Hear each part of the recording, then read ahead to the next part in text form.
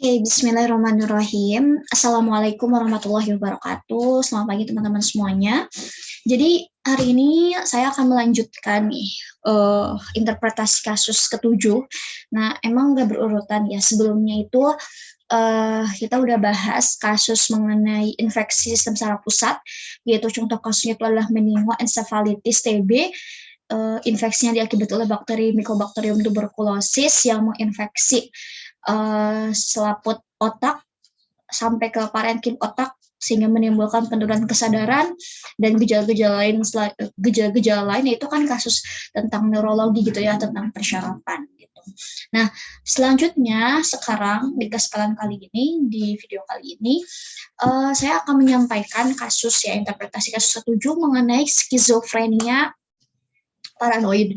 Jadi ini adalah kasus psikiatri atau kasus kejiwaan. Nah, emang ini menarik sekali ya, menarik untuk kita ketahui gitu ya, benar-benar menarik sekali. Memang lebih sulit sebetulnya untuk memahami dan mendiagnosis kasus kejiwaan ini. Kenapa? Karena kalau kasus-kasus yang pasti kayak syaraf, kayak yang lain-lain gitu ya, itu kan udah jelas gitu, gejala klinisnya itu spesifik, khas, terus lebih mudah gitu ya, lebih mudah aja kayak lewat anamnesis, pemeriksaan fisik dan pemeriksaan penunjang. Nah, kalau untuk kasus kejiwaan ini, cara diagnosis itu beda gitu, karena kalau sesuai panduan PPDB 3 itu untuk diagnosis itu ada untuk membantu penegakannya itu ada aksis gitu, aksis 1, aksis 2, 3, 4, 5 gitu. Nah, jadi banyak hal yang harus kita ketahui sesuai dengan subjektif dari pasiennya, sesuai dengan pengalaman, juga keadaan pasiennya gitu ya, sebelum berobat kayak gitu. Nah, jadi kan intinya tuh kayak sangat-sangat bervariasi dan gejalanya tuh amat luas gitu. Makanya agak lebih sulit untuk gangguan kejiwaan ini, beda dengan penyakit klinis lain gitu. Nah, jadi skizofrenia. Oke, skizofrenia. Oke. Nah, oke, kita langsung aja nih ke kasus ya tanpa berlama-lama lagi. Nah, di kasus yang ketujuh ini diceritakan bahwa ada laki-laki usianya 23 tahun dengan keluhan utama dia itu bicara sendiri saat pemeriksaan, gatal-gatal di kulit. Nah, ini ngomong sendiri nih, kenapa nih? Berarti ini tuh ada gangguan persepsi ya, ada gangguan persepsi yang dialami oleh pasien ya. Ngomong sendiri gitu ya, itu skizofrenia. Terus diselidiki riwayat penyakit sekarangnya itu ternyata pasien ini tidak mau mandi nih, tidak mau mandi sekitar 6 bulan yang lalu. Ya, pasien tidak mau mandi 6 bulan terakhir karena percaya ia menjadi manusia yang paling kuat di dunia dengan cara tidak mau mandi. Nah, ini adalah sebuah waham, sebuah delusi, sebuah kepercayaan yang keliru gitu ya. Kalau dibandingkan dengan lingkungan kenyataan atau eksternal, di mana ini tuh sesuatu yang tidak wajar gitu ya, sesuatu yang mustahil gitu ya kalau secara ini. Nah, ini tuh disebut dengan waham atau delusi. Nah, kalau kita lihat secara definisi, waham ini adalah suatu perasaan, keyakinan atau kepercayaan yang keliru. Nah, ini kan dia percaya menjadi manusia paling kuat, itu kan waham ya, kayak kepercayaan yang keliru atau keyakinan yang keliru tentang kenyataan eksternal, kayak nggak sesuai dengan keadaan, tidak sesuai dengan kenyataan, tidak konsisten dengan intelijensia, jadi nggak berhubungan sama intelijen dan latar belakang budaya pasien, dan tidak bisa diubah lewat penalaran. Jadi mau dikasih tahu secara logika pun pasiennya itu emang nggak bisa gitu, karena dia tuh punya keyakinan tersendiri yang kayak nggak sesuai gitu, sesuatu yang tidak wajar, nggak sesuai dengan kenyataan eksternal. Itu disebut dengan waham atau nama lainnya itu delusi. Nah, ini tuh menjadi semacam gejala ya, gejala yang khas juga pada skizofrenia. Gitu. Nah, kalau kita lihat di sini, dia itu menjadi manusia paling kuat di dunia. Jadi waham ini banyak hal, ada waham kebesaran, ada waham bizar, ada waham kejar, dan banyak sekali. Nah, di sini kalau kita lihat, kita analisis, dia itu menjadi manusia paling kuat di dunia dengan cara tidak mau mandi. Kan merasa paling kuat nih. Kalau kuat ini berarti kemungkinan berhubungan dengan kebesaran. Jadi ini bisa disebut dengan waham kebesaran karena merasa orang yang sangat kuat, berkuasa dan besar gitu. Terus lanjut, ia juga jarang mau makan karena merasa akan diracuni gitu.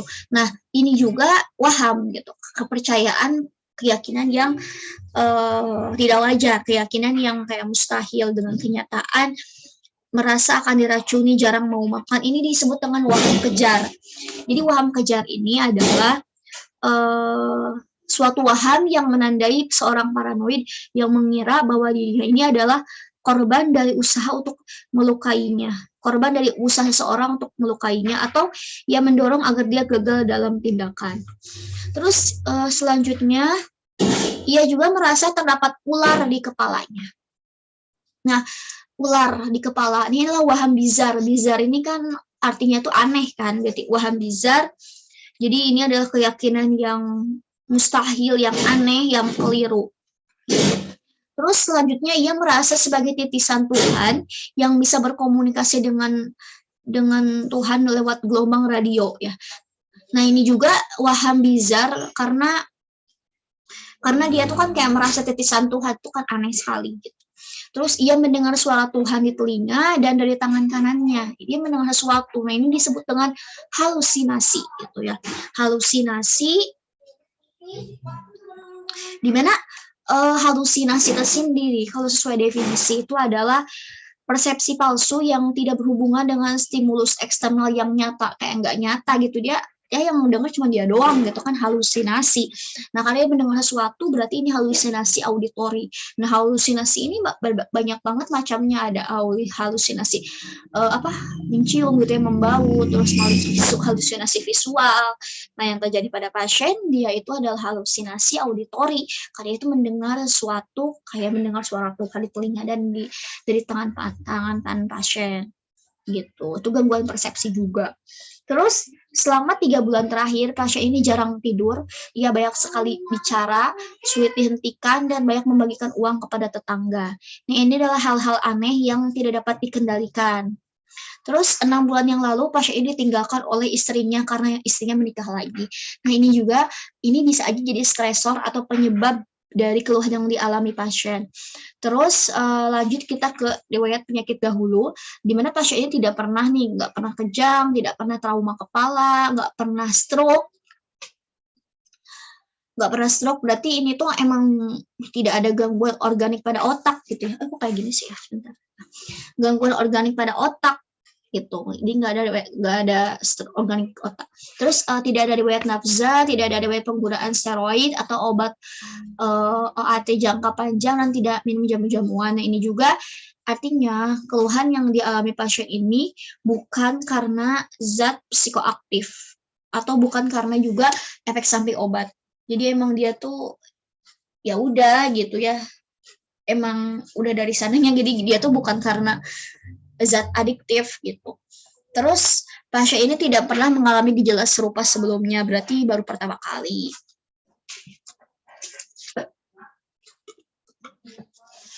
Terus dari riwayat penyakit keluarga, ibu pasien ini mengalami depresi kronik sejak masih mengandung pasien. Nah, ini juga menjadi salah satu resiko gitu ya, kemungkinan besar itu diturunkan secara genetik dari ibu ke anaknya. Kan ada depresi kronik gitu ya, ada hormon kortisol yaitu hormon stres masuk ke fetus lewat plasenta kayak gitu-gitu, pokoknya intinya bisa nurun gitu lewat genetik. Terus RP sosial, riwayat penyakit sosial, pasien ini adalah seorang akuntan kontrak ke Jakarta. Sejak 5 bulan lalu pasien ini diberhentikan karena jarang masuk kantor. Nah, ini juga menjadi jadi si keluhan yang dialami pasien ini, waham delusi ini udah parah gitu, udah mengganggu aktivitas sehari-hari pasien, mengganggu pekerjaannya, sehingga jadi disabilitas gitu. Terus selanjutnya pasien adalah anak pertama dari 3 bersaudara, bisa aja jadi stresor juga. Terus pasien menikah di usia 21 tahun, istri merupakan pilihan pasien sendiri. Pasien memilih istri karena istri selalu mengurus pekerjaannya. Pasien bahkan sering bertengkar dengan istri karena istri lebih sukses. Ya, bisa aja ini juga jadi stresor ya. Terus ibu mengatakan, ibu pasien ini mengatakan bahwa pasien ini nggak perlu ke psikiatri nih karena pasien ini kemungkinan diguna-guna oleh selingkuhan istrinya. Nah ini berarti pengetahuan dari ibu pasien ini mengenai kesehatan jiwa ini memang kurang gitu. Nah kalau gini kan lama-lama keluhan pasien bisa aja menjadi semakin parah gitu karena tidak dibawa ke psikiatri sesegera mungkin. Oke. Nah dari sana, dari hasil anamnesis, maka ada beberapa hipotesis yang kita ambil. Yang pertama itu adalah skizofrenia. Nah, jadi inilah gangguan psikiatri karena memang yang khas itu adanya waham, delusi, terus ada apa? Sebentar. Ada waham, delusi, halusinasi, terus ada disorganized behavior, jadi ada perilaku yang aneh kayak banyak bicara, jarang tidur, terus yang kedua itu skizoafektif itu diambil. Kenapa?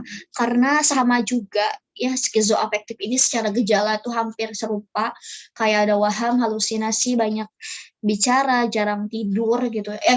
Waham, halusinasi, terus ada disorganized behavior, terus ada delirium juga ini gejalanya kayak ada distorsi persepsi, halusinasi, terus ada arus pembicaraan bertambah. Nah, nanti kita eliminasi ya. Oke. Nah, ini pemeriksaan fisiknya. Beda kan kalau pemeriksaan fisik psikiatri ini ada pemeriksaan status psikiatri khusus gitu. Pertama, dicek kesadarannya itu kompos mentis. Ya, berarti tidak ada penurunan kesadaran. Sebetulnya kalau dari sini juga delirium itu udah bisa disingkirkan salah satunya karena memang kalau delirium ini biasanya tuh ditemukan kebingungan gitu, kesadarannya itu tidak penuh. Terus kedua itu penampilan, tampak lebih tua dari usianya. Nah, sebetulnya kalau jadi penampilan ini adalah suatu gambaran dan kesan keseluruhan terhadap pasien yang dapat direfleksikan dari postur, sikap, cara berpakaian, dan berdandan. Nah, ini kan lebih tua. Sebetulnya mungkin aja karena dia tuh kan nggak mandi selama 6 bulan ya. Jadi ya tampak lebih tua. Terus sikapnya kooperatif. Artinya kalau kooperatif ini, pasien ini tidak ada perilaku aneh, tidak membuat kegaduhan, bisa diajak kerjasama, bisa menjawab pertanyaan pemeriksa dengan baik, gitu. Terus kita lihat di sini bicara spontan dan lancar, berarti ya lancar gitu ya, berarti memang tampak kayak normal gitu kan kalau bicara. Terus arus pikirnya itu asosiasi longgar. Maksudnya apa? Asosiasi longgar ini adalah gangguan arus pikir dengan ide-ide yang berpindah dari satu subjek ke subjek yang lain yang tidak berhubungan sama sekali gitu. Contohnya nih, kalau di RPS tadi, dia itu membagikan uang kepada tetangga pasien, terus dia kan ada gangguan-gangguan waham, delusi, halusinasi. Terus di sini wahamnya tuh waham kebesaran, waham kejar, dan waham bizar. Ya alasannya tadi ya sebelumnya gitu, kebesaran karena dia itu merasa kuat dengan tidak mandi, waham kejar kayak merasa diracuni gitu. Terus waham bizar gitu, ada ular di kepala, merasa titisan Tuhan. Terus halusinasi, auditorik di telinga dan dari bagian tubuh lain. Jadi halusinasi ini adalah jadi dia tuh mendengar suara Tuhan. Terus tilikan derajat 1. Nah, tilikan ini maksudnya pemahaman pasien terhadap penyakit yang diderita. Jadi dia tuh ngerasa sakit nggak sih?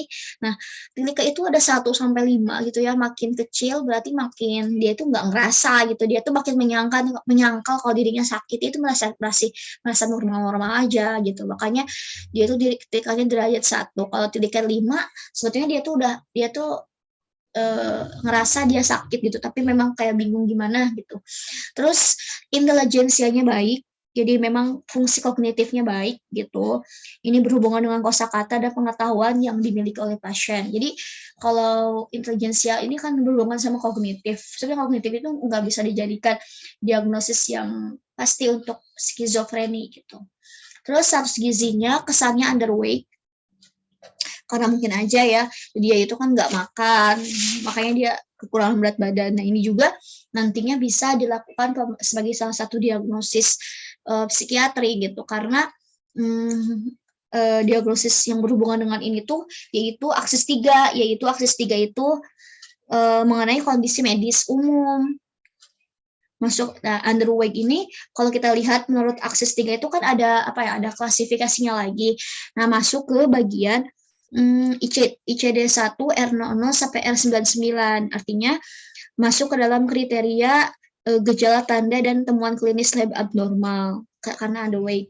Terus status dermatologisnya, kesannya polikulitis multiple dengan infeksi sekunder. Artinya ini juga bisa membantu untuk diagnosis aksis 3 juga ya, karena ini berhubungan dengan kondisi medis umum, dan karena di sini tuh dia mengalami penyakit kulit, dan jadi ya berarti ini tuh termasuk dalam ICD-10 L00 sampai L99.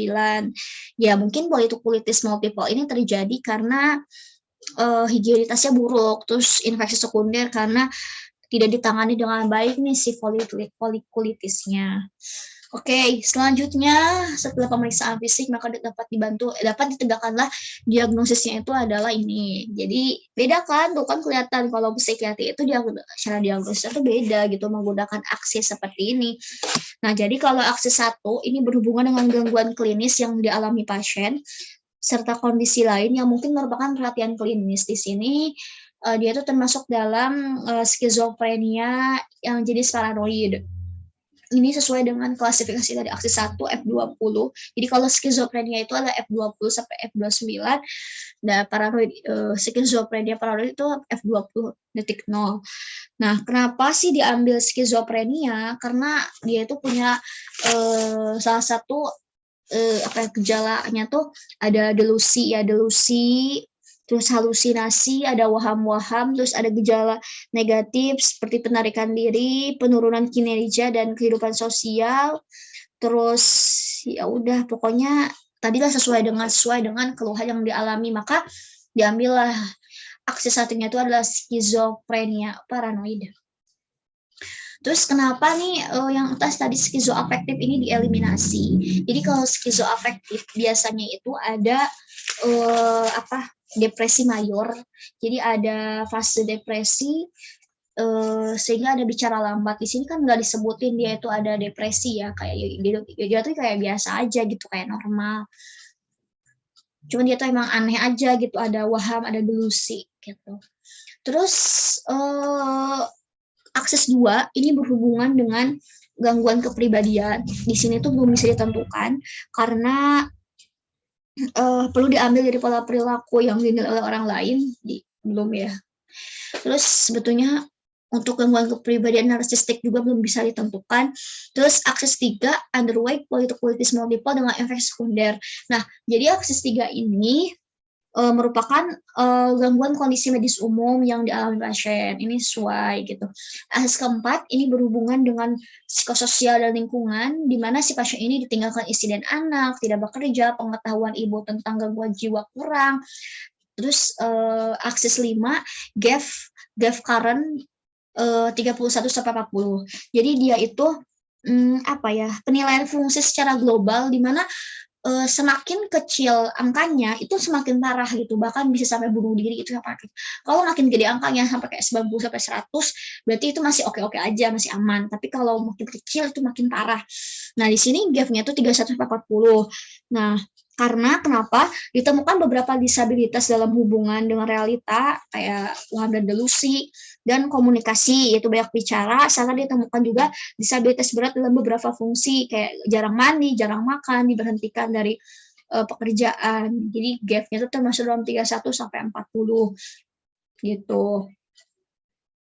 Oke, terus tadi delirium kenapa dieliminasi? Karena delirium sendiri tadi sebetulnya dari kesadaran dua udah bisa dieliminasi. Biasanya pada delirium itu adanya penurunan kesadaran, terus ditemukan kebingungan. Ya di sini sih dia pasien nggak kayak gitu ya. Terus, nah dari diagnosis maka tata laksana yang bisa kita lakukan adalah kita rujuk ke spesialis kesehatan kedokteran kesehatan jiwa. Nah, terus bisa dikasih obat psikotik generasi 1 dan 2. Jadi ini tuh obat yang bisa diberikan pada pasien skizofrenia. Kenapa?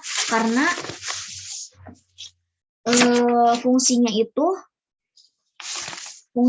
untuk apa ya? Jadi yang sering dipakai pada pasien skizofrenia itu biasanya dilakukan pada APG 2 gitu karena lebih mengkontrol gejala positif dan gejala negatif.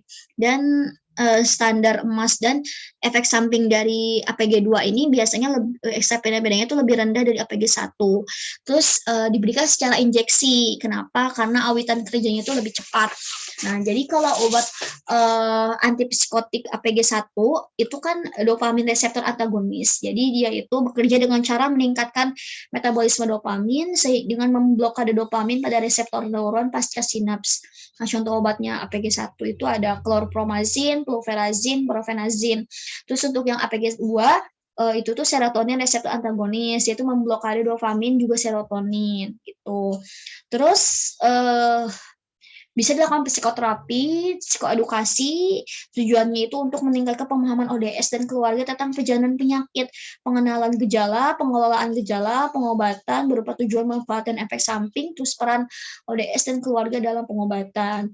Terus yang terakhir terapi suportif. Nah, jadi terapi support dari keluhan yang dialami selain dari psikiatrinya. Kayak dia tuh kan mengalami polikulitis multiple dan mengatasi underweight-nya, kekurangan berat badan. Nah, itu juga harus dilakukan tata laksana. Intinya kalau untuk polikulitis ini dikasih aja antibiotik topikal, dikompres hangat dan dijaga kebersihan gitu ya, mandi 2 kali sehari gitu. Itu terapi suportif untuk agar tidak memperparah kondisi medis umum. Nanti akses 3-nya itu kan bagus gitu. Baik, mungkin untuk skizofrenia cukup sekian yang saya sampaikan. Terima kasih. Wassalamualaikum warahmatullahi wabarakatuh.